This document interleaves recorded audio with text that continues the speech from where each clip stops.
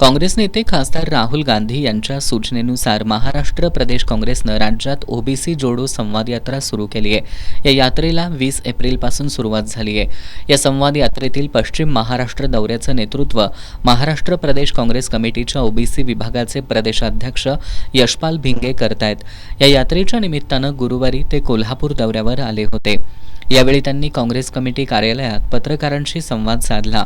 यावेळी बोलताना भिंगे यांनी ओबीसी समाज पूर्वीपासूनच काँग्रेसबरोबर असल्याचं सांगितलं।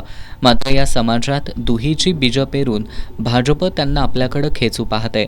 भाजप ओबीसी समाजाची आरक्षणाच्या माध्यमातून दिशाभूल करते, मात्र त्यांचा हा प्रयत्न यशस्वी होणार नाही।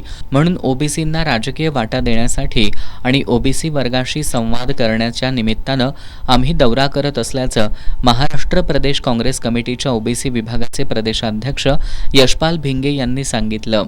ओबीसींच्या स्थितीगतीमध्ये बदल व्हावा ही भूमिका सातत्यानं जननायक राहुलजी गांधी मांडतायत आणि त्याचा प्रचार प्रसार करणं, ओबीसींना इतिहासामध्ये जाऊन त्यांचं प्रबोधन करून त्यांचे खरे शत्रू कोण आहेत आणि काँग्रेसनं आजपर्यंत ओबीसींच्या हिताचं काय काय योजना आखलेल्या होत्या, त्यामुळे ओबीसींचं किती भलं झालं, हा सगळा भाग त्यांच्यापुढे मांडणं, वेगवेगळ्या ओबीसी समूहांमध्ये आज घडीला कोणकोणते प्रश्न नव्याने जन्माला आलेले आहेत, कोणत्या समस्या भेडसावत आहेत, हे त्यांच्या वस्त्यावर जाऊन बघणं हे आम्ही करतोय। त्याचबरोबर ओबीसी या विषयाशी आस्था असणाऱ्या लेखकांना, विचारवंतांना, पत्रकारांना आम्ही बोलतोय।